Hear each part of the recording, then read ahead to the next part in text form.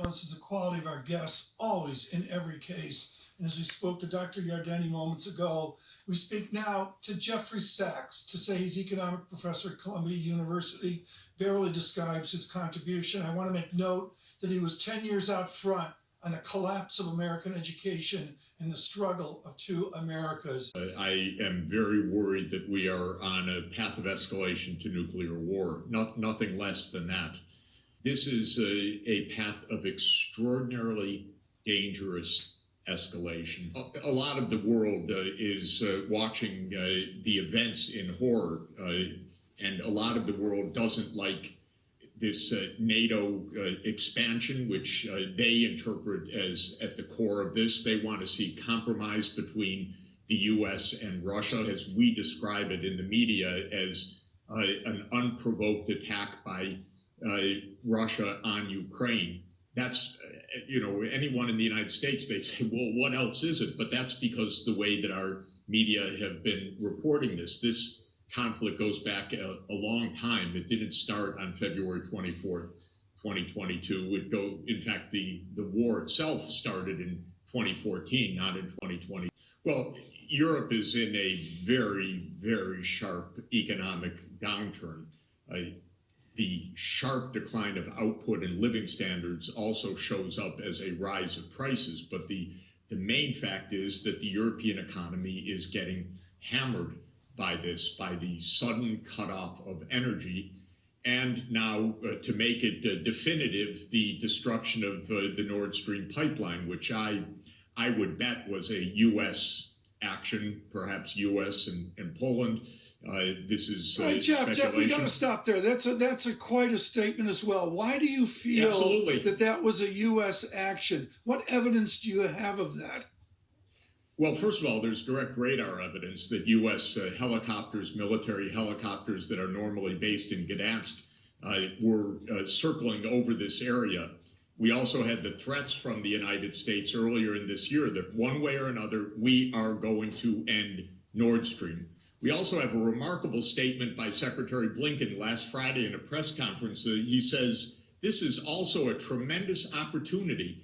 It's a strange way to talk if you're worried about the piracy on international infrastructure of vital significance. So I know this runs counter to our narrative. You're not allowed to say these things in the West. But the fact of the matter is, all over the world, when I talk to people, they think the U.S. did it. Just to tell you, and by the way, even reporters on our papers that are involved tell me privately, of course, but it doesn't show up in our media. Professor, I want to get into for Tad about what did or did not happen with Nord Stream, because I don't have the evidence and we don't have a counterbalance to this. There is an issue, though, that's at the heart of what you're saying, which is a lack of trust in the United States, a lack of cohesion in allies in the midst of incredible political as well as economic strife. I mean, do you see the likelihood of working together at a time when there are such disparate interests and feelings of distrust? The biggest problem is that we have major geopolitical conflict, not only U.S. and Russia, but also U.S. and China. So, and again, with a tremendous amount of provocation coming from the U.S. side as well.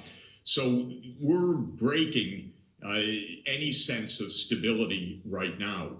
For the moment, many in Europe are saying, well, the U.S. is our closest ally. We need to hold on. But watch what's happening politically. There's upheaval in Europe, country after country right now. We're entering a period of enormous instability, and we're unstable in the United States as well. We went through an insurrection.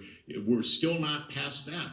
So we're entering the most unstable geopolitical era in many decades. We're entering the first hyperinflation in more than 40 years, and we're entering the first escalation to the nuclear precipice in 60 years. 60 years exactly this month was the Cuban Missile Crisis, and this is the most dangerous moment since the Cuban Missile Crisis. It's an extraordinary overload, and we see no attempt to tamp this down, to quiet it down. Every day is about escalation. We're going to defeat the other side. We have our rights. We can stand up what we want. We have Speaker Pelosi flying to Taiwan. Right. So many provocations in the midst of huge instability. Well, Jeffrey, we're going to have to leave it there. Jeff Sachs, okay. thank you Very so good. much. Greatly appreciate it. John, we're getting a fiery response from this interview. Are you surprised? No, I'm not. And, this is what we do with surveillance. There's a different opinion out there. And I would call it small, but there's a considered opinion out there internationally along his line, again, about the expansion of NATO too far, too fast. I'll be as diplomatic as I can. Can we clarify what we do at surveillance? We speak to experts about things that they are experts about. That's an economist He's on a an rant about economist, international but relations. I will say it was a rant about international relations, but Jeff holds a special spot because he was the lead economic advisor to the failed Yeltsin experience. He has a huge Russian study. Now, after that, you're right. We heard a lot of things there that are controversial. I heard very little about the actions of Vladimir Putin. Yes. I heard very little about the rhetoric coming out of Russian leadership. I heard very little about any of those things. And as for that article in The Atlantic, the journalist of The Atlantic picked a quote from Jeffrey Sachs, and the quote was as follows. Since 1980, the US has been at least 15 overseas wars of choice, went through several of them, while China has been in none and Russia only in one, Syria, beyond the former Soviet Union. Now, that of course excludes Georgia, and of course excludes what's happened in Ukraine back in 2014 also.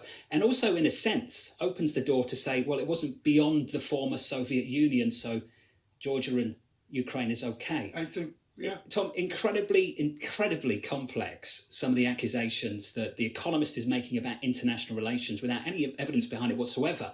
The reason that I'm deeply uncomfortable with someone like that saying those things is because they're presenting no evidence other than saying people don't want to talk about it because it runs counter to the popular narrative in the media. To the Nord Stream comments, that is, you're right about the evidence. It was very if shaky. he turns out to be right, then he turns out to be right. But as a journalist, you don't say those things unless you have evidence to say them. Yeah, well, he's not a journalist. And that's why those things are not being said. But he's not a foreign policy expert either, and we shouldn't dress him up as one. Coming up at the Open, we're